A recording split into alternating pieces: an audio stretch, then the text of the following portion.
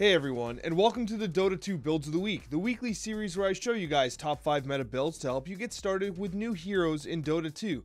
As always, a link to my Twitch is down in the description below if you'd like to join the action live, and a link to each of the builds is in the description as well. With that being said, today we're getting started with Position 1 Ursa. Ursa is one of those heroes that has had a tremendous impact on the current meta. He has kind of come in and out of the meta a little bit, but you're seeing him being picked up a lot more, especially with the changes to Diffusal Blade. With that being said, there are some choices that you need to make while deciding on which route you want to take with this build in relation to either Diffusal Blade or Battle Fury. Let's talk about it. So with regards to his actual skill build, this is like pretty standard stuff. His talent tree is pretty standard as well right now. But the major thing that I think a lot of people are sleeping on is actually using a wand into, magic stick and getting a wand later. Now Ursa is one of those heroes that's often used as like an initiating kind of frontliner.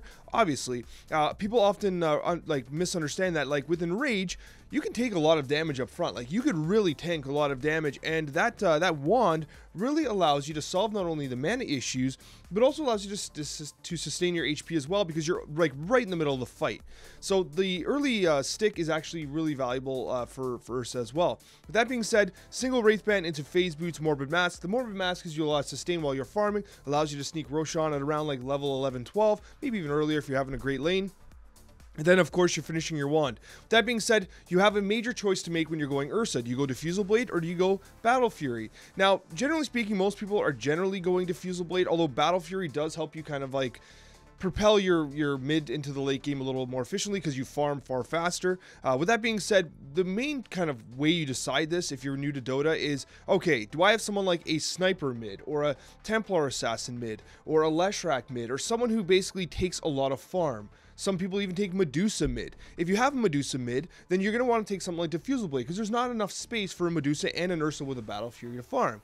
But let's say you have a mid that, isn't that reliant on, that type of farm. Let's say it's a Void Spirit who still farms, but, is much more active. That means that you can go something like a Battle Fury, which will allow you to eat more of the map up, right? Because with a Medusa, if you have a Battle Fury and your Medusa's farming, then, like, you guys are just going to run into each other nonstop, but there's not enough space on the map for you guys to farm effectively. So that's kind of how you make that decision.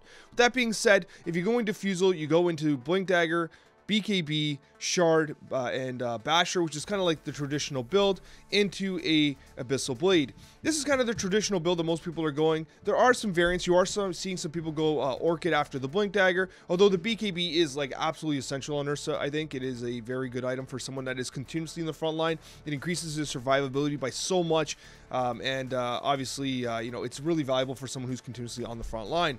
That being said, Ursa continues to be a very interesting hero in the meta. Position 1, very effective. And once again, once you start to get the hang of the decision between the Diffusal and the Battle Fury, especially if you're a new player, you start to see him really come online in new and interesting ways. In Position 2 mid, Sniper continues to be a very interesting selection. Although he's not seeing a lot of play in the pro meta at all, in high MMR pubs and just in pubs in general, he still continues to be a very popular choice. With that being said, there are two kind of polarized builds for Sniper right now. The build that I'm talking about today, because this channel is primarily focused around new players, is going to be much more beginner friendly. The other build focuses on headshot and take aim to kind of like out harass the opposing out of the lane, the opposition out of the lane, I should say. Well, this build is going to focus on shrapnel, so let's talk about it. So the way this build works is you are taking a value point in headshot, and you will take a value point in take aim as well. This allows you to kind of like harass very effectively and kind of do a little bit of what that other build does. But what this build specifically accelerates you in is it allows you to clear the mid wave very effectively with shrapnel, and then what you do is you push the wave under their tower, and then while they're contesting your wave under their tower, you take the small camp. You rinse and repeat this. Because Sniper can so effectively do this, you will generally be able to outpace the opposing mid. Like if you're against a Void Spirit, or if you're against an Ember or something like that, they can't really deal with that very effectively. Like they're going to be pushed into their tower while you're taking the small camp. Yes, they can also take their small camp as well, but they can't take it nearly as effectively as you can. The result is if they're stuck at their small camp and your wave's under their tower, they're missing CS. So that's kind of the major thing. You're creating a ton of map pressure and you're controlling the tempo of that mid lane matchup. That being said, the current build right now, it revolves around taking the damage, attack speed. It's all, ironically, you're building shrapnel, but you're not actually building shrapnel in the talent tree. You're using it mainly for the laning stage. And then what you're doing is you're doing double Wraith Band into Power Treads, D-Lance, Deso. Now, Deso recently got changed so that like every you get 2 extra damage for every whenever a hero dies based on the corruption effect, like the reduction of armor, which is great. And this is part of the reason why a lot of people are liking the headshot and take aim builds, because headshot is physical damage. So the headshot physical damage, once you get your Desolator, starts to play a role. Moreover, Hurricane Pike into Silver's Edge is the current build. The reason for this is because the Silver's Edge allows you to do an initial burst of immediate damage when you break your invisibility. It also grants you passive critical strike through all your other attacks. But more importantly, especially at lower MMRs, there's this old saying that invisibility is invincibility, because when you get to go invisible, like, the enemy team has to account for that. And Sniper is synonymous with being very, like, easy to kill. So if you have this added movement capabilities with Silver's Edge, it might actually really help you to survive. You couple that with your Hurricane Pike, and suddenly you're a little more difficult to initiate on. With that being said, if you do not want to go the Deso Silver's Edge route, very often people go Mjolnir. It's a great item on Sniper, really allows them to do an incredible amount of damage. From there, you can do something like Daedalus, which just improves the amount of damage output. If you're being initiated on by someone like a PA, a Butterfly is a good choice, but you're going to want to have that Hurricane Pike as well. Regardless, there's a lot of clear-cut answers towards Sniper. The major thing is you want to be survivable. You don't want people to be able to get on top of you, and you want to make sure when you're a sniper, like, you can literally solo carry the game. So make sure your team's protecting you. It's kind of like a 4 protect 1 type strategy when you're playing a mid sniper, regardless of who your carry is, because you can literally solo carry the game. You can hold the high ground literally almost by yourself. So Sniper is really good as long as you're not being initiated upon. That's a Sniper build. Let's talk about build number 3. If you're relatively new to Dota and you're playing in the off lane and you're like, Alex, I just want a hero that lanes incredibly well. I feel like the laning stage is kind of weak for me. Who's a hero that lanes super well? It's got to be Viper. Viper has one of the best laning stages in Dota. He is absolutely oppressive to play against. Like, I know when I play safe lane and I'm against an offlane Viper, like, it's just miserable as hell for the first 15 minutes of the game. He is so good at laning, provided you account for some of his deficiencies, which we're going to talk about momentarily. But Viper is such a good choice for position 3 right now. Let's talk about how he works. So Viper is interesting because you are taking a value point, corrosive skin, and nether toxin, but what you're actually doing is you're focusing completely on poison attack. There's a couple reasons for this. Nether toxin is really good at pushing the wave. However, you don't really want to do that as Viper. You really want to static the wave near your tower. Underlords like to push the wave, for instance. Vipers want to hold the lane back because you have so much kill threat, you can literally bully them out of the lane with poison attack alone. Now, there's a couple things about poison attack that makes it really unique, and if you're a new player, you might not realize this, but poison attack actually increases in cast range with each level. That means you can hit from further away. It's almost like a free early Dragonlance. And what's interesting about Dragonlance, and I note it in the guide itself, is that it actually improves the attack range of poison attack even further, which is interesting because it's considered attack range, but it's also an attack-based modifier. So you get the bonus cast range of poison attack, and it also increases in attack range with Dragonlance. However, Dragonlance does not improve the attack range of Viper Strike, whereas Aether Lens improves the cast range of Viper Strike and Nether Toxin, but not poison attack. So that's something that's really unique to Viper that I wanted to kind of illustrate to you. But with that being said, you're taking Mangoes to the lane because you want to be able to poison attack whenever possible. You're going double Wraith Band, which allows you to harass very, very well. It also allows you to get some added survivability with the additional armor. Moreover, you need to get early brown boots.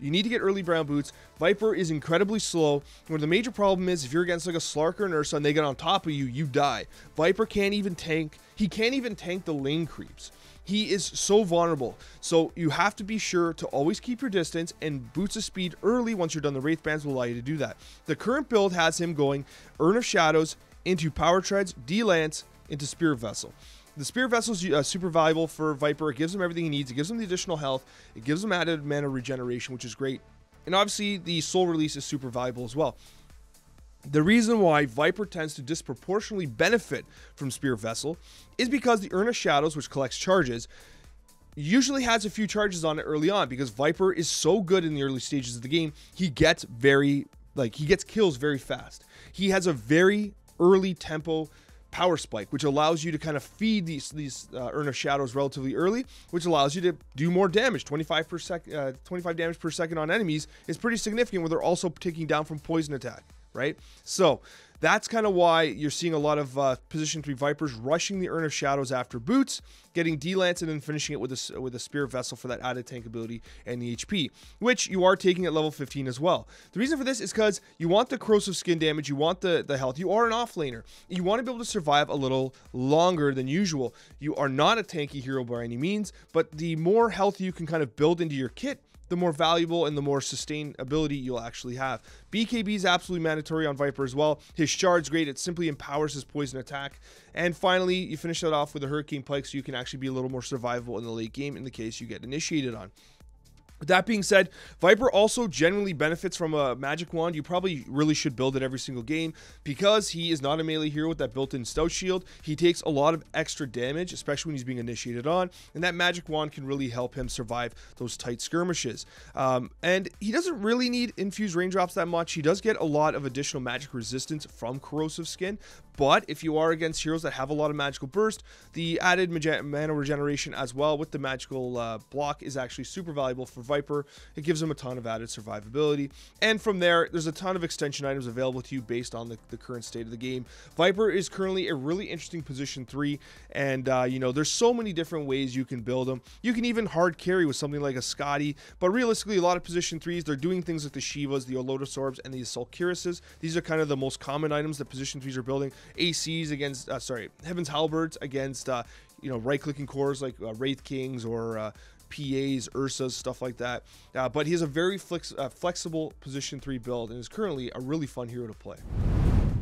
When the patch first dropped, we talked about how position 4 Pugna was absolutely fantastic, and the build around that time was about getting Nether Blast, taking out the opposing kind of tier 1 tower, and then creating a ton of map pressure. That's what Pugna was all about. What's interesting, and the reason why we're revisiting Pugna right now, is because the meta has shifted, and the way Pugna is being played is now completely different than it was when the patch first landed, which is exactly what you want to see. Pros and players have started to realize that a lot of value is being placed on Nether Ward and its ability to impact early team fights, and that is what this build does, so let's talk about it. So what we're doing here is, yes, we're taking the value points in Nether Blast as we talked about earlier. You're taking a value point in Decrep at level 4, but Nether Ward is really where the bread and butter of this build is. You are taking the value point at 2, but then you're maxing it from 5 to 8.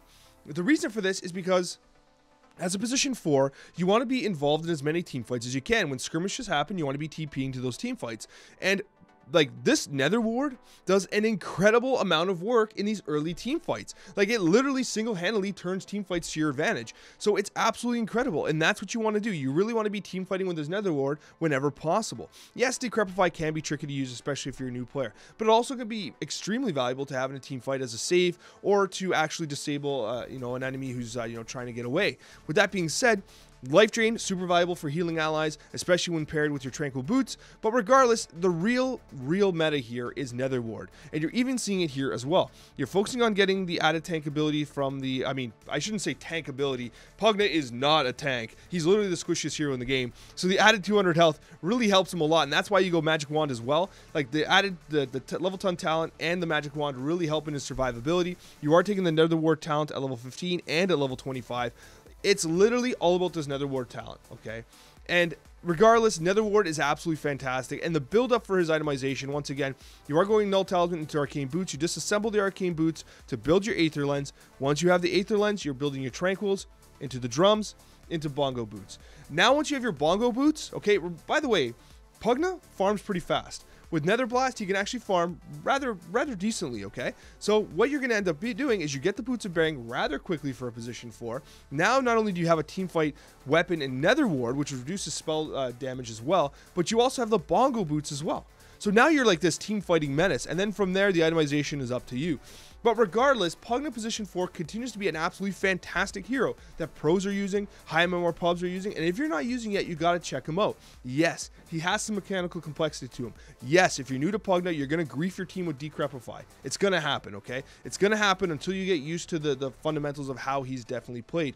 And don't sleep on his ability to life drain heal like a core in a key fight as well, especially when coupled with something like a Holy Locket. You already have the Magic Wand. If you're up to good farm, like, you could legitimately do a ton of healing, especially with the level 20 talent. You could sustain a core that's being initiated on, right? He is so versatile right now.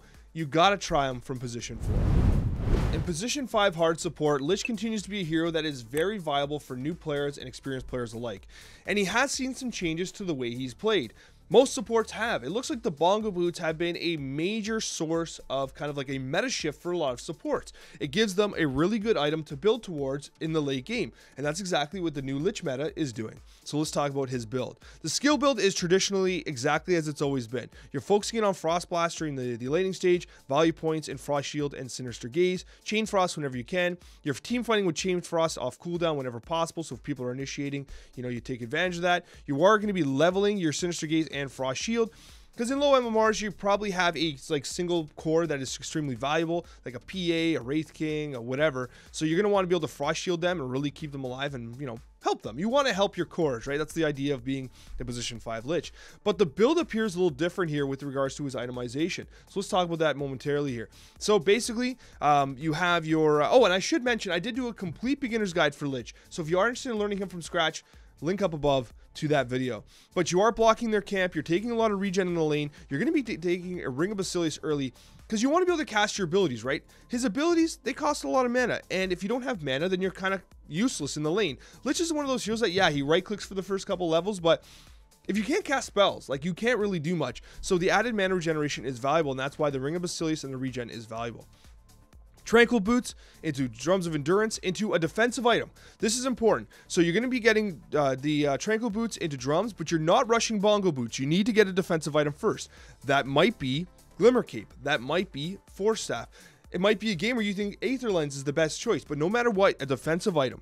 While you're using these charges, then you get your Bongo Boots after your defensive item, and then you go Shard into Aghanim Scepter. That is the core build on Lich right now. So once again, you're doing Basilius, Boots, Drums, defensive item as appropriate in the game, whether it be Aether Lens, Force Staff, Eul Scepter, right? And then you're doing Bongo Boots. That is the core build on Lich right now, and honestly, he's one of my favorite heroes to play. I play him on stream all the time when I'm playing Roll Q games as position 5. He is so good, and his teamfight ultimate can generally change a fight, especially in low MMRs where people are clumped up and they just eat it. But anyways, guys, I hope this video helped you. Thank you so much for watching, and a very special thank you to all of our wonderful subscribers. We'll see you in the next Dota 2 video.